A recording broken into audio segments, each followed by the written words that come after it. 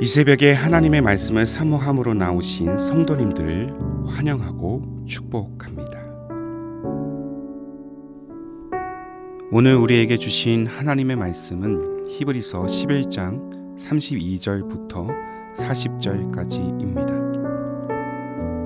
제가 봉독합니다. 내가 무슨 말을 더하리요? 기드온, 바락, 삼손, 입다, 다윗 및 사무엘과 선지자들의 일을 말하려면 내게 시간이 부족하리로다.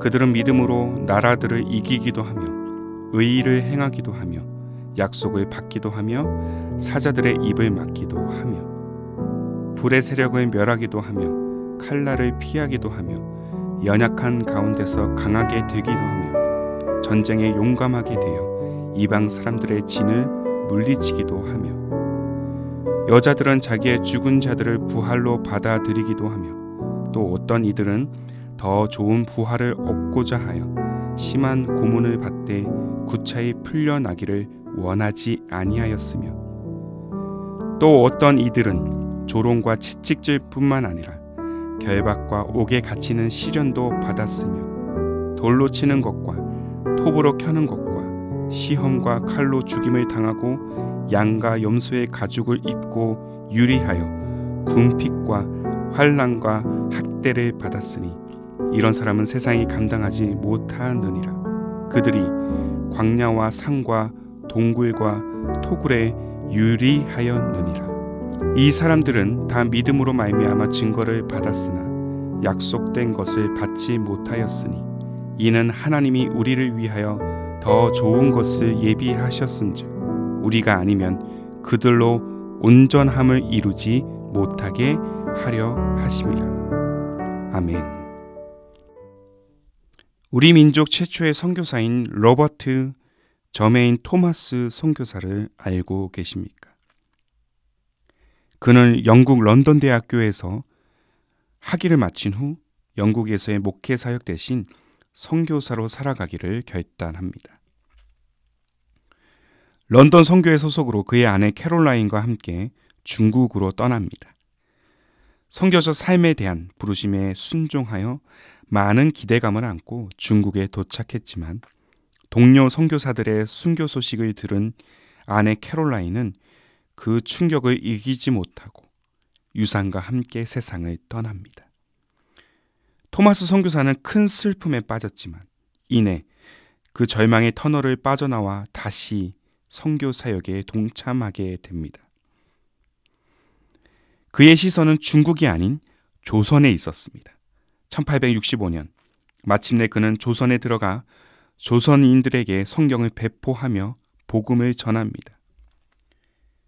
그러나 배가 파손되어 겨우 목숨만을 건진 채 중국으로 다시 돌아오게 됩니다.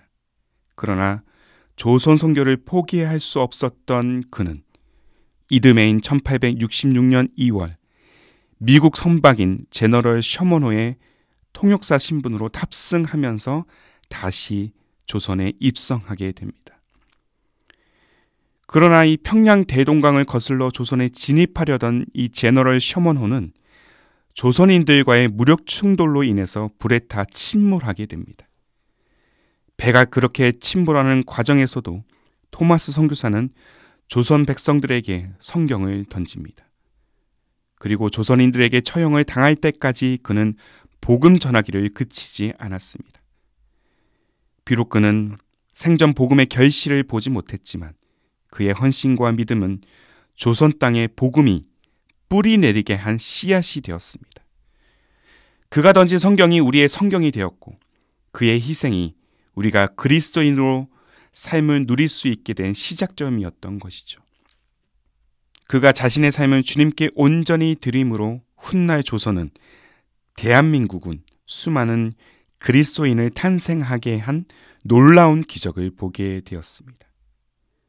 하지만 무엇보다 이 토마스 선교사의 일생 이전에 우리는 성경을 통하여 믿음으로 자신의 삶을 드렸던 수많은 인물들을 만날 수 있습니다.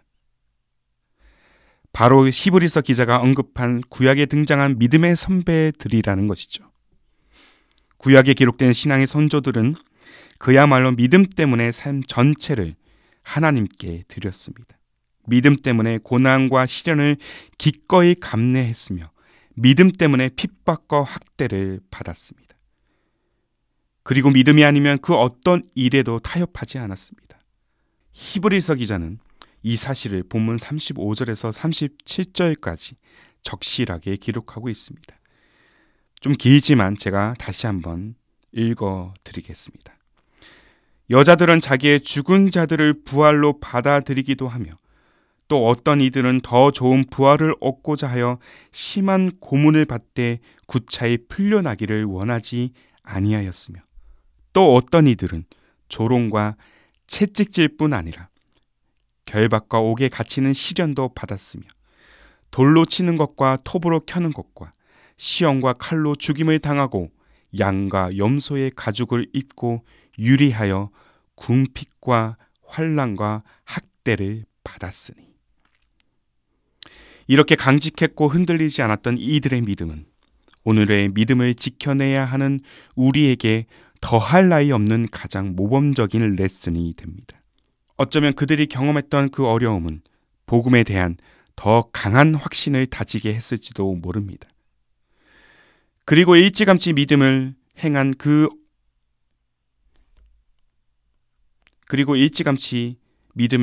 그 삶이 얼마나 놀라운 일인지 여러 기적적인 사건들을 통해서 그들은 경험했기에 믿음이 큰 역사를 만든다는 사실을 또한 알고 있었기에 어떠한 어려움에도 흔들리지 않았던 것이죠. 믿음으로 나라들을 정복했고 믿음으로 옳은 일을 실현했으며 믿음으로 하나님이 약속하신 것을 받았고 믿음으로 풀무불에서 사자의 입을 막았습니다. 이러한 과정을 통해 그들은 완전한 구원에 대한 소망을 꿈꾸며 삶을 마감하는 그 순간까지 믿음을 포기하지 않았던 것이죠. 오히려 더 많은 백성들이 하나님의 역사하심, 하나님의 그 약속을 붙들도록 믿음의 가치를 전승하고자 했습니다. 그럼에도 그들은 모두 구원의 약속, 곧 예수 그리스도의 오심을 보지 못하고 삶을 마감했습니다. 그렇다고 그들의 믿음이 의미가 없는 것일까요? 전혀 그렇지 않습니다. 믿음을 통한 그들의 끊어지지 않는 희생과 헌신으로 말미암아 그리스도께서 이 땅에 나셨고 구원의 역사, 구원의 열매가 맺어진 것입니다. 그들로 말미암아 우리 또한 더 좋은 것을 바라볼 수 있게 되었습니다. 그들의 순전한 믿음, 다음 없는 헌신을 통해서 우리가 구원의 약속을 온전히 누릴 수 있게 된 것입니다. 자, 본문 40절의 말씀이죠. 이는 하나님이 우리를 위하여 더 좋은 것을 예비하셨은즉 우리가 아니면 그들로 온전함을 이루지 못하게 하려 하심이라. 히브리서 기자는 신앙의 선조들이 행한 이 믿음의 모습들을 일일이 다 열거하기 어렵다고 말합니다. 우리가 구약의 기록들을 읽고 계속해서 묵상해야 되는 이유가 여기에 있는 것이죠. 비록 수많은 믿음의 선배들이 그 약속의 실현을 목격하지 못한 채 삶을 마감했지만 그들의 믿음을 통하여, 그들의 헌신을 통하여 하나님의 약속이 오늘까지 이어지게 한 통로가 되었다라는 것입니다. 구약이 없으면 신약도 없습니다.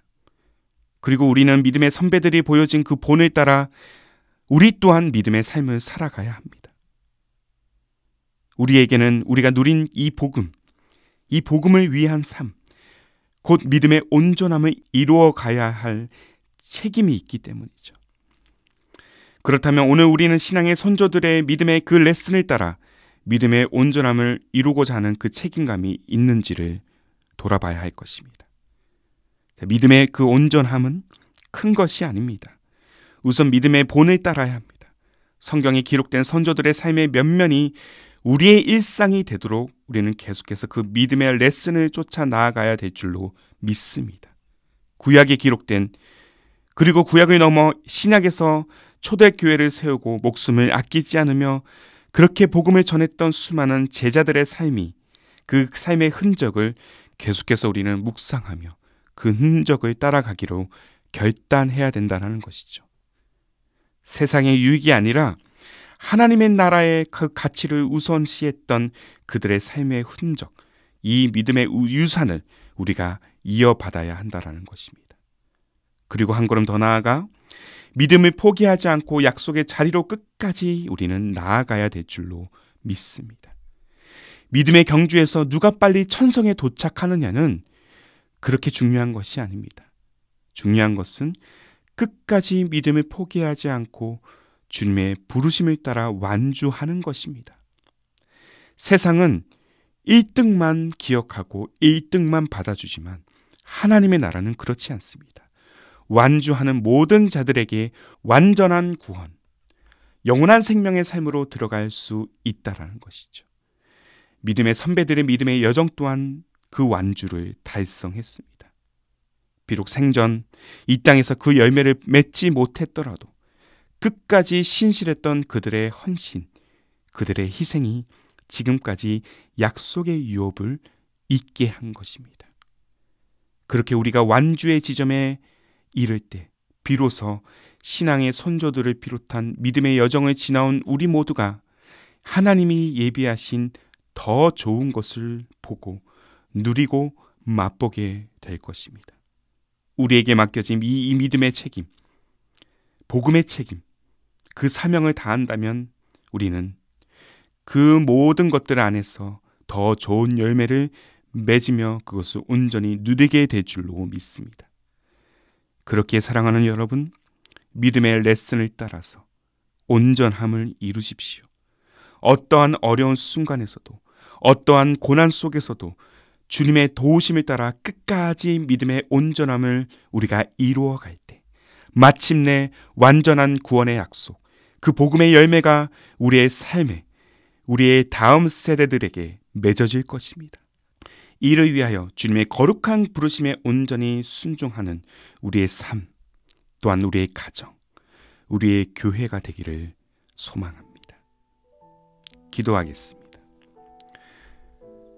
한량없는 은혜로 우리 인생 여정 가운데 믿음의 길, 구원의 길을 열어주신 하나님 아버지, 하나님의 놀라운 섭리로 믿음의 가치를 이 땅에 실현했던 수많은 믿음의 선배들의 그 본을 따라 우리도 믿음의 길로 온전히 나아가도록 인도하옵소서.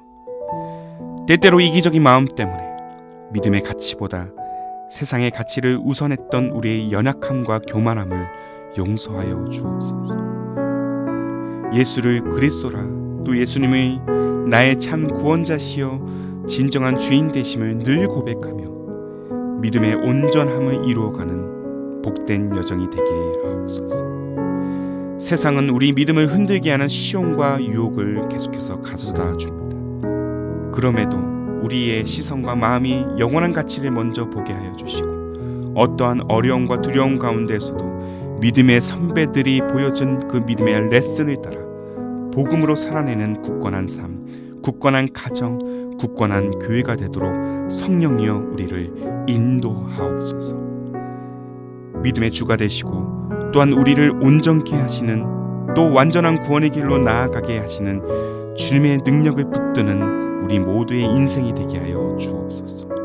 우리의 길이요 진리요 생명이 되시는 우리 주님 예수님의 이름으로 기도하옵나이다.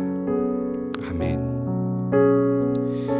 오늘도 주신 그 말씀을 따라서 두 가지의 기도 제목을 붙들고 함께 간절한 마음으로 기도하기를 원합니다.